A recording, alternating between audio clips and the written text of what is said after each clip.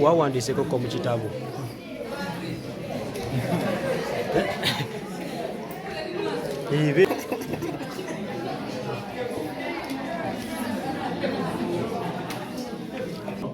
Neyanzege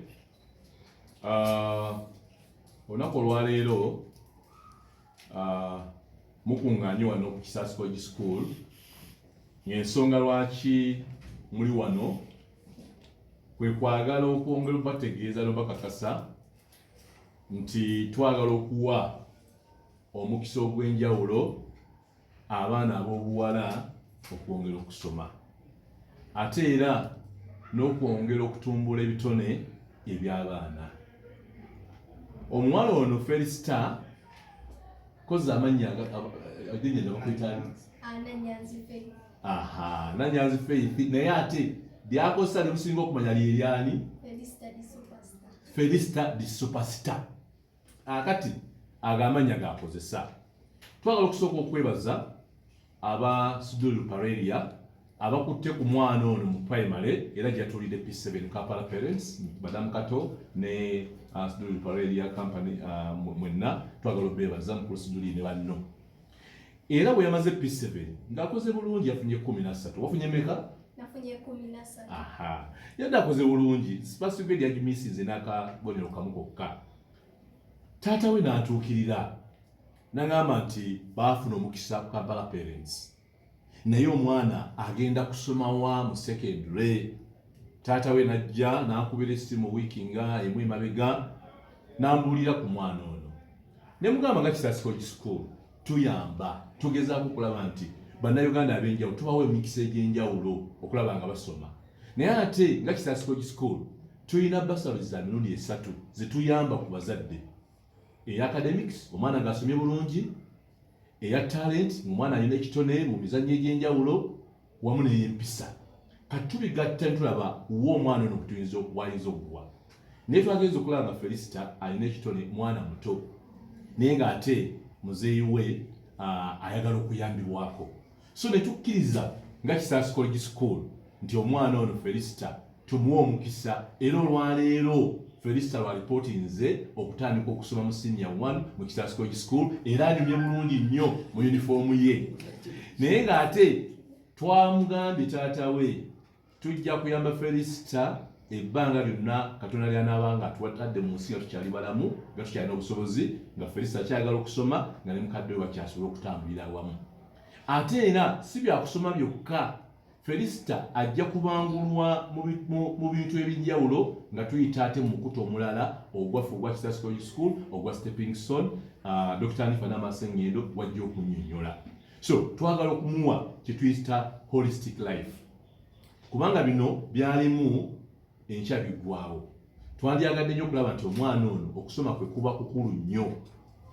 Talenti agirina mu byakola naye ate okusoma kukulu nnyo. So twagala okulaba nga Felista abeera ambasada omulungi owa Kisaasi College School nga mu byonna, mu mpisa, mu nneeyisa, mu ndabika, ate n'obutalowooza nti omuntu aba alina ekitone alina kubeera nga ekitone ekyo akikozesa mu ngeri ate eyinza okuleka ekifaananyi ekibi. Twandyagadde omuntu alina ekitone kye naye ng'ate obuwangwa waffe n'empisa n'eddiini n'ennono zaffe tazikoze eki tazisudde, era kyetwagala okwongera okuteeka mu Felista mu mbeera zonna mu nteekateeka ey'okumuyambako. Nja kusaba munnange mu Stepping Stone ate era co-director munnange abeeko obugambo bwayongera ku katono toke tugende wa taata. Webale nnyo webalire ddala. Nze ndi wano mu biti bibiri. School nga bwe twakkiriza nti omwana ono tugenda mukwatako, ndi wano nga maama wa Felista Faith Nanyanzi. Naye ate ne mu kiti ekirala ndiwo ng'omusawo naye ate omukugu mu baana abavubuka nga mpita mu kitongole kyaffe ekya Stepping Stone platform. Omwana ono yeetaaga omuntu ayogera naye abeere nga talenti ekitone Katonda kye yamuwa akigatta n'okubeera nti afuna obukodyo obw'enjawulo ng'omwana omuwala ayita atya mu nsi eno, ng'omwana omuwala awaatya omubiri gwe ekitiibwa, ng'omwana omuwala abeera atya ng'atuuka ku kigendererwa kye tuyita career guidance and coaching and mentorship on sexuality and productive health. So tuli basanyufu nnyo ng'era abaana abalala wano bwe tubakola ti omwana yenna tulina omuzimba empisa ekitone Katonda kye yamuwa naye n'ebyokusoma kubanga ebyo ebintu ebisatu bye bijja omutuusa ku ntikko y'obulamu bwe. Mwebale nnyo, mwebalire ddala. Okera ddala kulira bulungi. Ekyokubiri nebaza nnyo abalukaleriya foundation Mr. Rajiv ne Mr. Sudev beebale nnyo beebalire ddala okusobesa Felista okumalako primary level. Era n'ekirala nebaza nnyo KISAASI College School, nebaza nnyo Latifi Sebagala olw'omukisa guno ogwatuwadde omulungi okubanga bagenda kuyambako Felista Faith Nannyanzi kusoma era so ababulira ssanyu lyennyina bwe linyenkana era n'ensanyufu nnyo balina. Felista bwe yamala PLP ebibuuzo ne bidda ng'akoze bulungi era ng'omuzadde nali ndowooza ekiddako ne ndowoozaako ku masomero abantu bali bagezaako tuwa Bursary naye ate nga bali wala bali mu bitundu bya wala. So kati ne mpulira ku lino essomero waliwo mukwano gwange Honorable Nambooze Bakireke mukwano gwa Felista nnyo yatugamba n'agamba nti Mr. Latifi ayina essomero eyo mujja mugendeyo ko mulabe tasobola ayinza obutagaana. So era bwe yaŋŋamba nenzija nembuuza we liri nenzijjawo nenjogera n'omwami Haji Latifi ne munnyonnyolamu ensonga zange ne twogera nakkiriza omwana n'agamba amumanyi bulijjo amulaba. So n'asiima n'agamba kale ajja bbawa Bursary. Oli otya Felista? Ndi bulungi. Weebale kusoma. Kale. Owulira otya okuba nti otuuse ku kkula bw'eriti? Mpulira bulungi nnyo okubanga Mr. Rajiv Sebagala ampadde Bursary.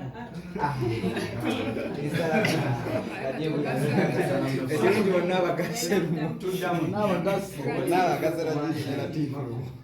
Owulira otya okuba nti otuuse ku kkula bw'eriti n'ogenda ne mu secondary school? Mpulira bulungi nnyo kubanga Haji Latifi Sebagala ampadde Bursary wano ku KISAASI College era ndi musanyufu nnyo era nebaza nnyo ne Obulippo Foundation beebale nnyo okumbeererawo nakumpa Bursary Kampala Parent School ne Mala Primary yange.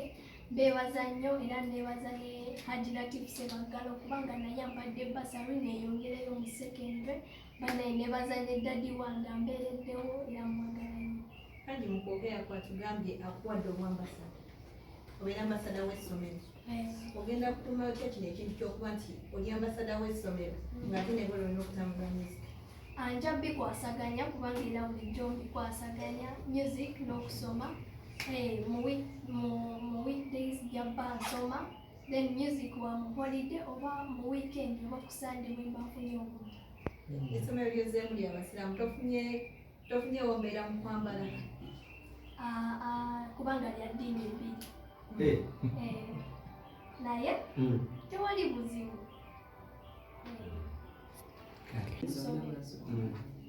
Ekyeddiini obusiraamu tebulina buzibu kubanga ne maama wange musiraamu kati so bwe nyambala akakaya tewali buzibu omundaba nga tonanga wange.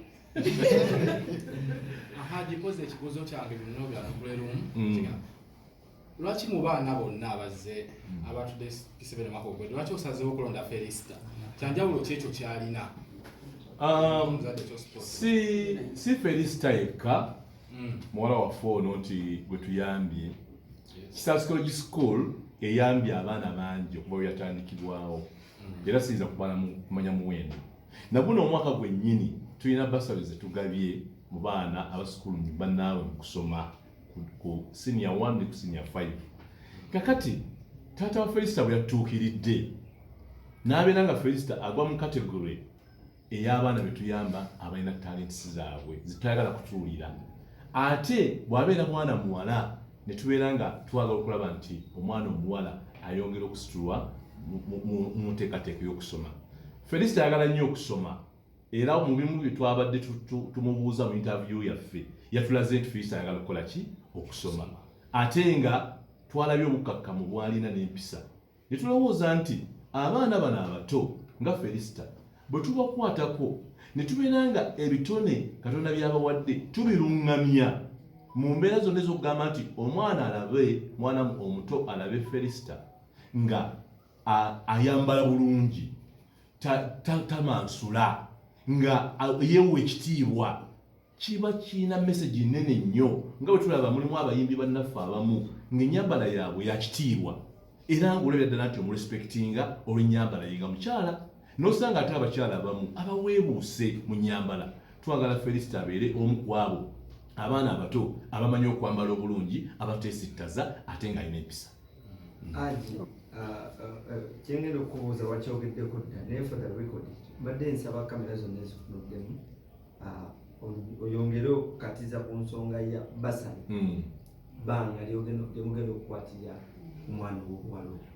Felista twayogedde dda nitukakasa nti Felista Bursary gye tumuwadde ejja kubeera ng'etambulira ddala ebbanga obulamu bwe tunaamala nga tubulina nga ne Felista abukola ki? Abulina. Essomero lya KISAASI College School lirina O ne A level.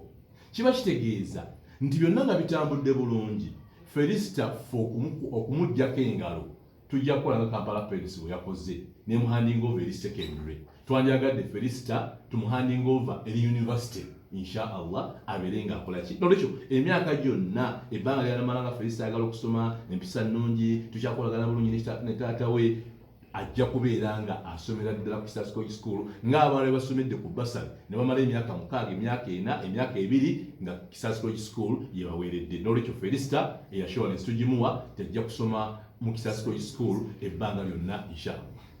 Ebyokugamba nti Felista agenda kubeera ambasada waffe twabikkaanyizaako bulungi era mu nteekateeka zonna tulina MOU ne taata we mu nteekateeka nga bwetambula era nga mu nteekateeka eyo essaawa yonna bino bye twabikoze nga tutegeeragana bulungi.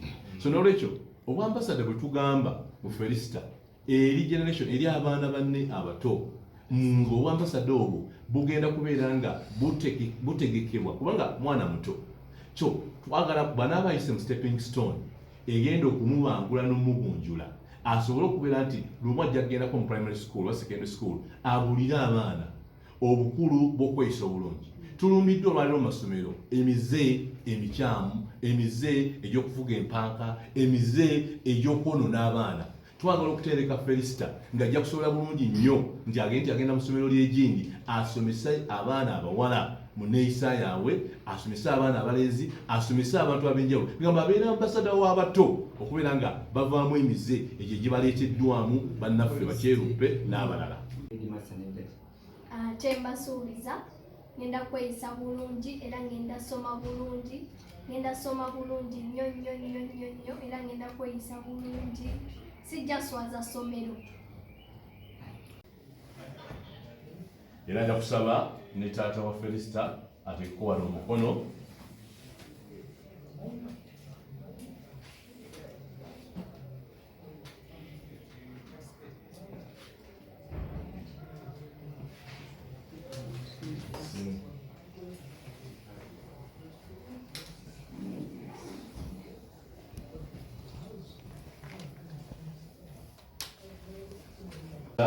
eyo gyegundi ye eraga igire bulungi basookugira obulungi eraga nti aweereddwa full and continuous bursary okuva mu KISAASI College School mu ofiisi y'aba directors.